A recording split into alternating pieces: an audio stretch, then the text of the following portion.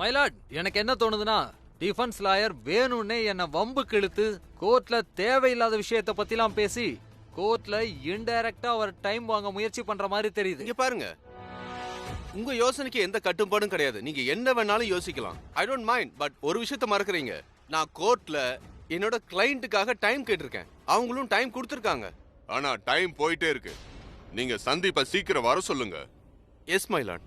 கூப்பிடுங்க சார் உங்க சாட்சிய, சீக்கிரம் கூப்பிடுங்க.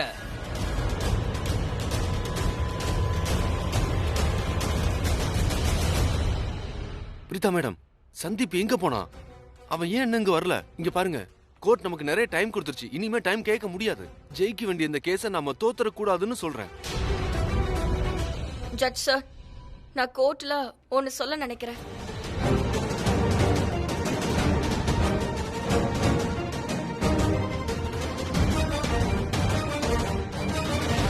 நீங்க எது சொல்றதா இருந்தாலும் விட்னஸ் பாக்ஸ்ல வந்து நின்னு சொல்லுங்க. Okay sir.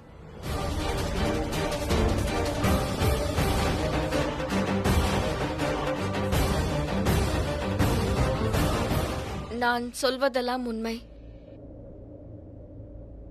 Thank you sir. இங்க வந்து பேசுறதுக்கு எனக்கு வாய்ப்பு கொடுத்ததுக்கு ரொம்ப நன்றி. ரிஷப் சார் மேல அட்டெம்ப்ட் டு மர்டர் பழி போட்டதுல இருந்தே எங்களுக்கு ஒரு விஷயம் தெரியும்.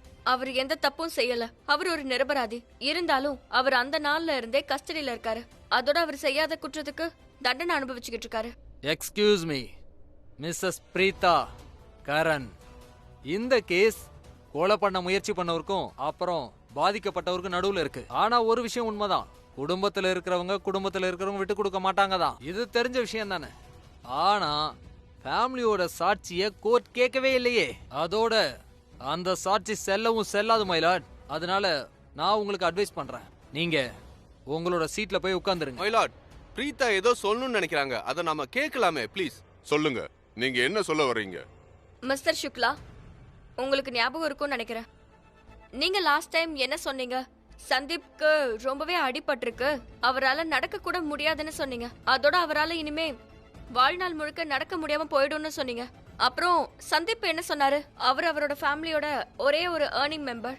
அவரால தனக்கு ஏர்ன் பண்ண முடியலங்கிறப்போ ஃபேமிலி எப்படி சப்போர்ட் பண்றதுன்னு சொன்னாரு. Right? Yeah right. Absolutely wrong. அந்த சந்தீப் இருக்காரே, அவரால் அவரோட சொந்த கால்ல நிக்கவும் முடியும், நடக்க முடியும், ஓடலாம், ஆடலாம், சாப்பிடலாம், பேசலாம், எல்லாமே பண்ண முடியும். அதுவும் ஒரு நார்மல் மனுஷன் மாதிரியே பண்ணலாம். அவருக்கு அடியே படலங்கிறப்போ எதுக்காக இத கிளைம் பண்ணணும்? எதுக்காக கேஸ் போடணும்? எதுக்கு பழி போடணும்? அவரை கொல்ல முயற்சி பண்ணதா எதுக்காக சொல்லணும்? அது மட்டும் இல்லாம பயங்கரமா அடிபட்டதா சொல்றீங்களே, எதுக்கு இப்படி ஃபேக்காலாம் நம்ம பண்ணணும்? 5-10 வருஷத்துக்கு ரெக்கவரியே ஆகாதுன்னு சொன்னீங்களே.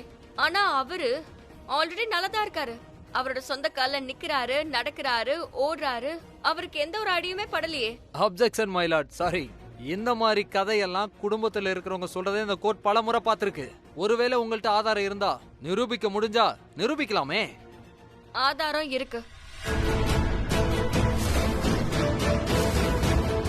நீங்க சொல்ற சந்தீப் இருக்காரே, அவரை நான் வீடியோ ரெக்கார்ட் பண்ணி வச்சிருக்கேன். அதுவும் என்னோட போன்ல. உங்ககிட்ட நான் இத காட்ட எனக்கு பெர்மிஷன் கொடுங்க. அனுமதிக்கிறேன்.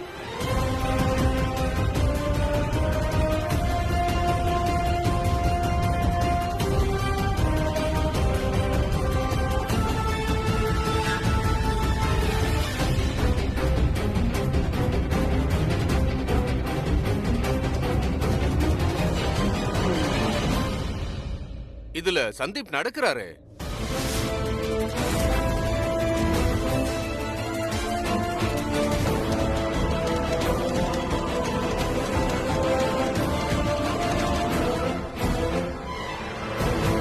சந்தீப் இந்த வீடியோல ரொம்ப நல்லாவே நடக்கிறாரு.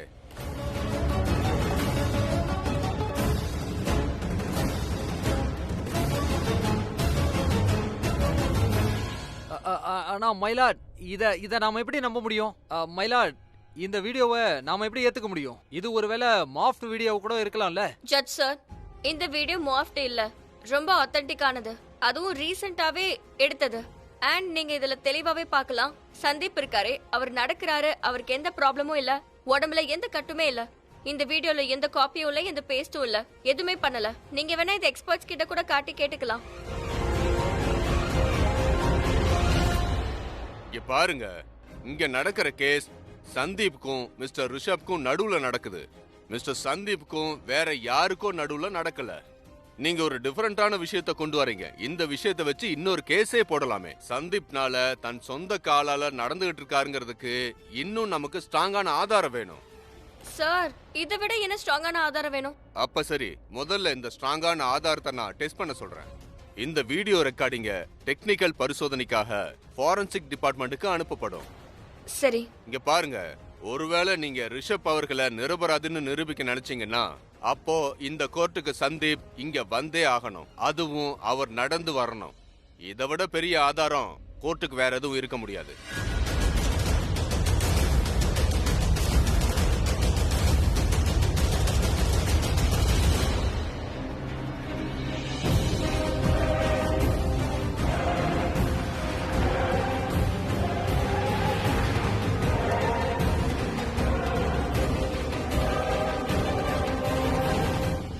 எங்க ஓடுற தம்பி? மேலையா? இந்த பிருத்திவியோட வாக்கு என்னைக்குமே பழிக்கும்.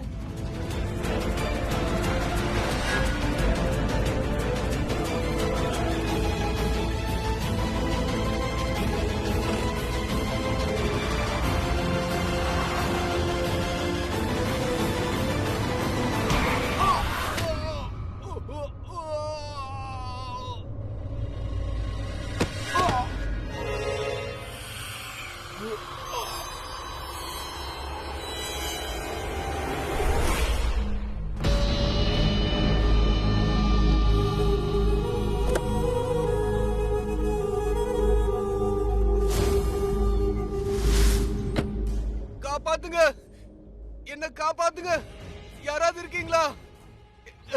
என்ன காப்பாத்துங்க.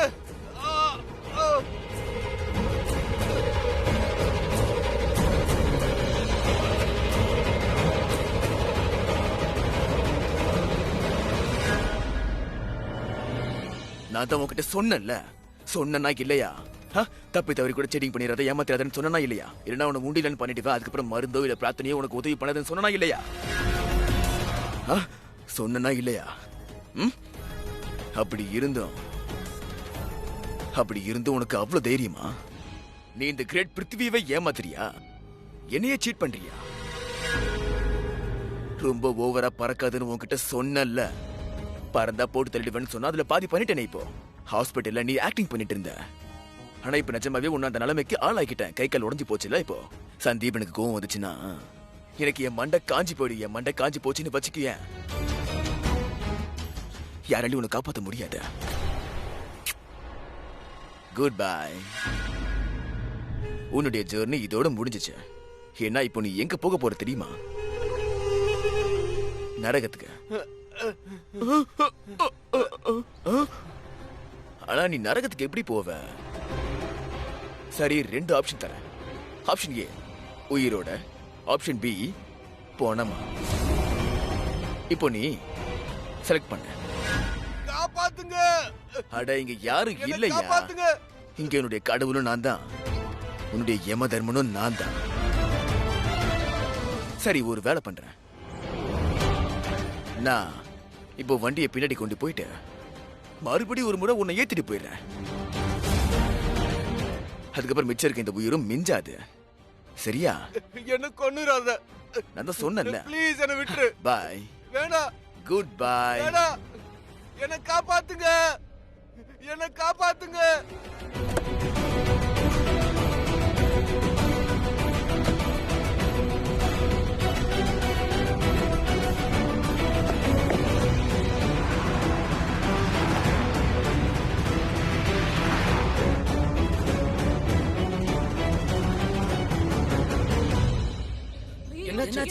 ஆக்சிடென்ட் ஆயிடுச்சு. யாராவது ஆம்புலன்ஸ் கூப்பிடல.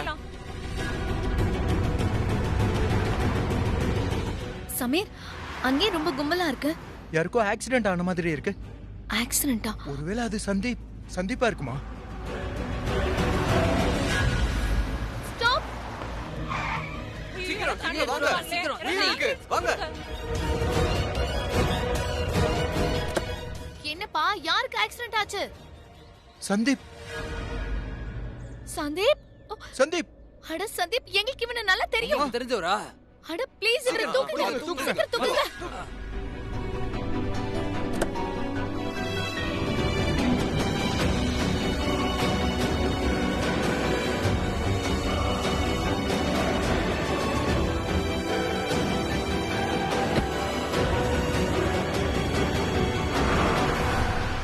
கோர்ட்டுடைய நேரம் தான் வீணாகுது. அதனால உங்க சாட்சி சந்தீப்பை கொஞ்சம் சீக்கிரமா வர சொல்லுங்க. சார், சந்தீப் இந்த கோர்ட்டுக்கு வரதா தான் இருந்தாரு. ஆனா இந்த இடத்துக்கு அவரால ஏன் வர முடியலன்னு எனக்கு தெரியல. அவரோட ஃபியான்சி கூட இங்க தான் இருக்காங்க. அவரோட பிஹாஃபா அவங்க கூட சாட்சி சொல்லுவாங்க. அவங்க இங்க இருக்கலாம் மைலாட். ஆனா மைலாட், மிஸ் ஃபியான்சியோட சாட்சியை நாம எடுத்துக்க முடியாதுல்ல. அதுவும் சந்தீப் கண்ணாவுக்கு பதிலா சாட்சி சொல்றத. அதுவும் அவங்க டெக்னீஷியனும் கிடையாது வீடியோவை பார்த்து சொல்றதுக்கு. வீடியோ ஜென்யூன் தான், அதுல இருக்கிறவர் சந்தீப் தான் சொல்ல முடியாது. ஆனா அவங்க தாராளமா சொல்லலாம். அவரோட அவங்க போகும்போது அவரால நடக்க முடிஞ்சதா இல்லையான்னு சொல்லுவாங்க. அவரால நிக்க முடியுமான்னு சொல்லுவாங்க. அவங்க தானே அவர் கூட தினமும் இருக்காங்க.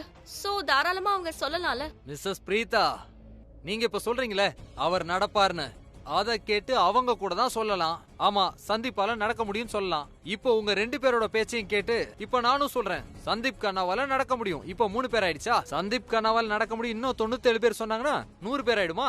ஆனா அதனால என்ன ஆகும்? இது கோர்ட். இங்க மெஜாரிட்டியை வச்சு எதையும் நிரூபிக்க முடியாது. நீங்க ஒருவேளை 1000 பேரை கூட்டிட்டு வந்தாலும் எல்லாரும் சந்தீப் கண்ணா நடப்பாரு சந்தீப் கண்ணா நடப்பாருன்னு சொல்லட்டும். ஆனா அதால எதுவும் நடக்க போறதில்ல. நீதிமன்றம் எப்பவும் கேட்கிறது ஆதாரமா ஆதாரம்.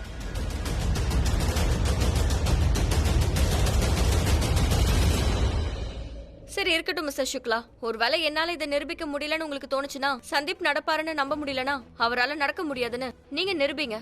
வீடியோல எல்லாமே தெளிவா இருக்கு. அவருக்கு எந்த அடியுமே படல. அவரு நடக்கிறாரு, ஓடுறாரு. சோ நீங்க உங்க கிளையண்ட கூட்டிட்டு வந்து காட்டுங்க. ஜட்ஜ் சார், நான் கையெடுத்து கும்பிட்டு உங்ககிட்ட கேட்டுக்கிறேன். சந்தீப் இந்த கோர்ட்டுக்கு வந்து நிக்கிற வரைக்கும் அவரால நடக்க முடியுமா நடக்க முடியாதான்னு, அடிபட்டிருக்கா அடிபடலையான்னு, அவரை யாராவது கொல்ல முயற்சி பண்ணாங்களா இல்லையான்னு இதெல்லாமே தெரியற வரைக்கும் நீங்க இந்த கேஸ் விஷயத்துல எந்த தீர்ப்பையும் வழங்க வேண்டாம். மிஸ்ஸஸ் பிரீதா, இது கோர்ட். இங்க சட்டம் தான் முக்கியம். ஜட்ஜு சார் உட்கார்ந்துருக்காங்க, லாயர்ஸ் இருக்கும். ஆனா நீங்க பாட்டுக்க கோர்ட்டுக்கு ஆர்டர்ஸ் கொடுத்துட்டு இருக்கீங்களே மேடம். இங்க பாருங்க, இவங்க சொல்றது சரிதானே. கோர்ட்டுக்கு 2 தரப்புலயும் ஆதாரம் வேணும். கேஸோட எல்லா விஷயங்களும் ஏற்கனவே கேட்டாச்சு. அத பொறுத்த வரைக்கும் இந்த கேஸ்ல சந்தீப் தான் விக்டிம். மிஸ்டர் சந்தீப் இப்ப இந்த கோர்ட்டுக்கு வரதா இருந்தாரு. உங்க சார்பா விக்டிமா, இவங்க சார்பா சாட்சியா. ஆனா அவரால் இன்னைக்கு கோர்ட்டுக்கு வர முடியல. சோ கோர்ட்டால இப்போ இன்னைக்கு எந்த முடிவும் எடுக்க முடியல. அதனால நீதிமன்றம் இந்த கேஸுக்காக நாளைக்கு தீர்ப்பை ஒத்தி வைக்குது. நாளைக்கு டேட் தான் இந்த கேஸுக்கான final date. Till then, the court is adjourned.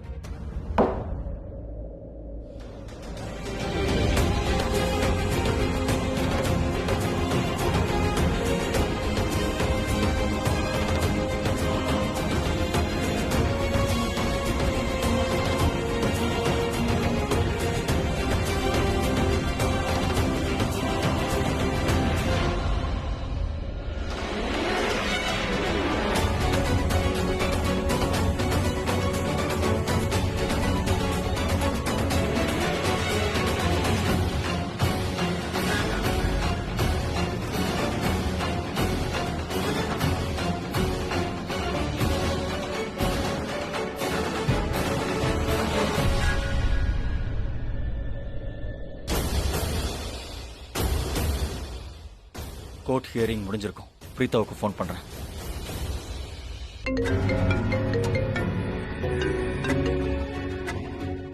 Karan, Preetha, அங்க என்னாச்சு? அது சொல்லு பிரீதா. ரிஷப் பண்ண வெளியே வரலையா? இல்ல, இன்னைக்கு இல்ல, நாளைக்கு தான் டேட் கொடுத்திருக்காங்க. அம்மா இந்நேரம் ரொம்ப டென்ஷன் ஆயிருப்பாங்களே. ரொம்ப அதிகமா. சரி, நாளைக்கு ஹியரிங்க்கு நானும் வந்துடுவேன். அப்படியா? I'll call you back. ஆனா என்ன? ஹலோ கரண்,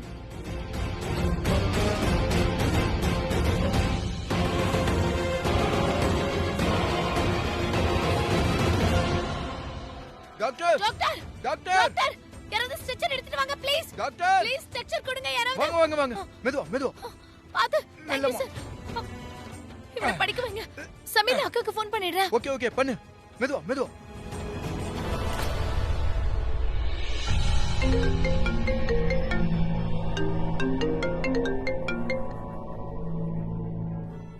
சொல்லு ஸ்ருதி, ஏதாவது தெரிஞ்சதா? சந்தீப்ப நீ பாத்தியா? சந்தீப் கிடைச்சிட்டாங்க, ஆனா ரொம்ப ஆபத்தான நிலைமையில இருக்கான். ஆக்சுவலி அந்த சுதீப்பா சொன்னால அவன் பயந்து போய் ஓடி இருப்பான்னு. நமக்கு உதவி செய்ய வராம இருப்பான்னு நம்ம நினைச்சோம், ஆனா அந்த மாதிரி எதுவுமே இல்லக்கா. இன்ஃபேக்ட் அவனுக்கு ஆக்சிடென்ட் ஆயிடுச்சுக்கா. அவன் வாட்? ஓ மை காட், என்ன சொல்ற? இந்த வேலையை யார் பண்ணிருப்பாங்கன்னு எனக்கு நல்லா தெரியும். இந்த ஆக்சிடென்ட் பண்ணது கண்டிப்பா அந்த பிருத்வியா தான் இருக்கும். பிருத்வியா? ஆனா பிருத்வி கோர்ட்ல நம்ம கூட தானக்கா இருந்தான். அவன் எப்படி அதை பண்ணிருக்க முடியும்? கோர்ட்ல தான் இருந்தான், ஆனா ஹியரிங்க்கு நடுவுல அவன் எங்கேயோ காணாம போயிட்டான். நான் கூட தான் நோட்டீஸ் பண்ணேன். பாவம் சந்தீப் ஏற்கனவே பிருத்வியை பார்த்து பயந்துட்டு இருந்தான். பயந்து போய் எனக்கு ஃபோன் கூட பண்ணான். அவனோட உயிருக்கு ஆபத்துன்னு சொன்னான். என்ன கேட்டா அவன் பயந்து போய் அங்கிருந்து ஓடி போயிருப்பான்னு நினைக்கிறேன்.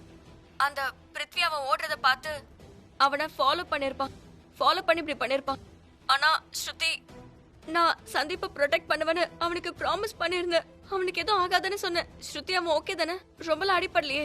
ஐயோ, அவனுக்கு எவ்வளவு ஆழமா அடிபட்டிருக்குன்னு தெரியல. இப்பதான் நாங்க அவனை ஜஸ்ட் ஹாஸ்பிடல் அட்மிட் பண்ணிருக்கோம்க்கா. அக்கா, நீங்க ஒரு ஹாஸ்பிடலுக்கு பிராக்டிஸ்க்கு வருவீங்கல்ல, அதே ஹாஸ்பிடல்ல தான்க்கா இருக்கும். அவன் அதே ஹாஸ்பிடல்ல இருக்கிறது நல்லதுதான். இங்க பாரு, நீ அவன் கூடவே தான் இருக்கணும். And you have to make sure அவனுக்கு எதுவுமே ஆகக்கூடாது. நான் அவனுக்கு ப்ராமிஸ் பண்ணிருக்கேன், அவனை ப்ரொடெக்ட் பண்ணுவேன்னு சொல்லியிருக்கேன். அவனுக்கு ஒன்றும் ஆகக்கூடாது. ஸோ ட்ரீட்மெண்ட்டை சீக்கிரம் ஆரம்பிக்க சொல்லு. எனக்கு யாரெல்லாம் தெரியுமோ அவங்க எல்லாருக்குமே கால் பண்ணி அவனை பார்த்துக்க சொல்றேன். ஒருவேளை நீ நர்ஸ் ஷில்பாவை பார்த்தேன்னா எனக்கு கண்டிப்பா ஃபோன் பண்ண சொல்லு. இங்க ராக்கிமாவோட நிலைமையும் சரியே இல்ல. நான் அவங்களையும் பார்த்துக்கணும். முதல்ல ஒரு முறை நான் அவங்க கிட்ட பேசுறேன், அதுக்கப்புறம் உங்ககிட்ட பேசுறேன், சரியா? நீ ப்ளீஸ் சந்திப்பை பார்த்துக்கோ, அவனுக்கு எதுவுமே ஆயிடக்கூடாது, புரியுதா? ஃபோன் கட் ஆயிடுச்சு. சமீர், நீ எதுக்காக இப்படி பண்ண?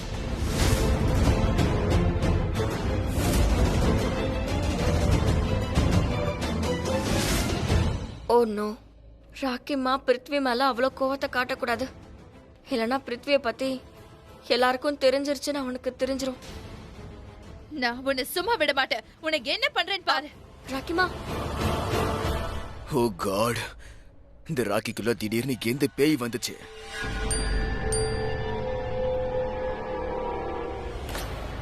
என்னாச்சு உங்களுக்கு?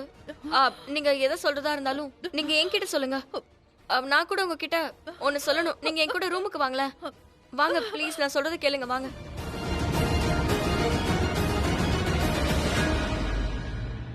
ஓஹோ, அப்ப ராக்கிமா இன்னைக்கு திரும்பவும் பிரீதா மேல அவங்க கோவப்பட்டிருக்காங்களா? கோவப்படாமல இருப்பாங்க? ஒரு முறை மறுபடியும் அவங்க பொண்ணு தோத்து போயிட்டால. என் முன்னாடி இது வரைக்கும் அவ ஜெயிச்சதும் இல்ல, இதுக்கப்புறமா அவ ஜெயிக்க மாட்டா. அந்த பிரீதா மாட்டாங்க. பிரீதா, சரியா?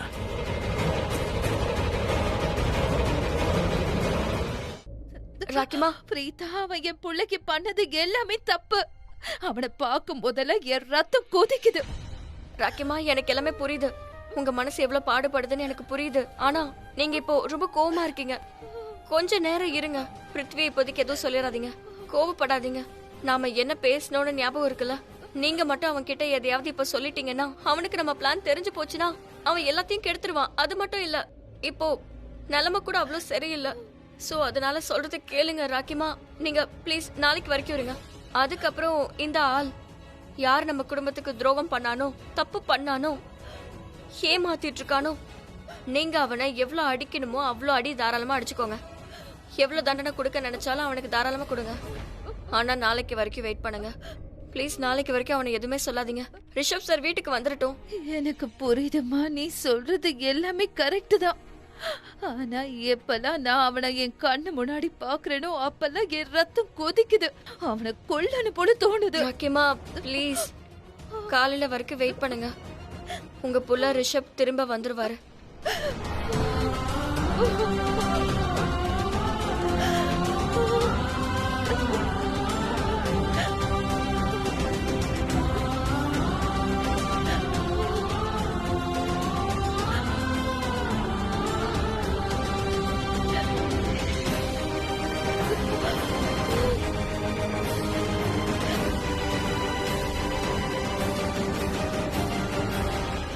நீங்க ராக்கி ஆண்டிக்கு ப்ராமிஸ் பண்ணிட்டீங்களா காலையில வரைக்கும் வெயிட் பண்ண சொல்லி?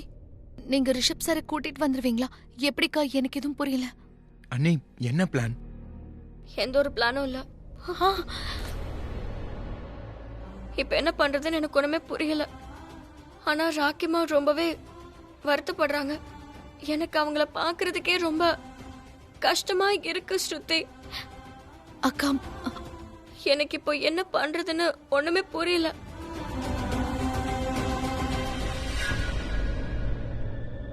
இல்லப்பா, எனக்கு ஒரு விஷயம் தோணுது.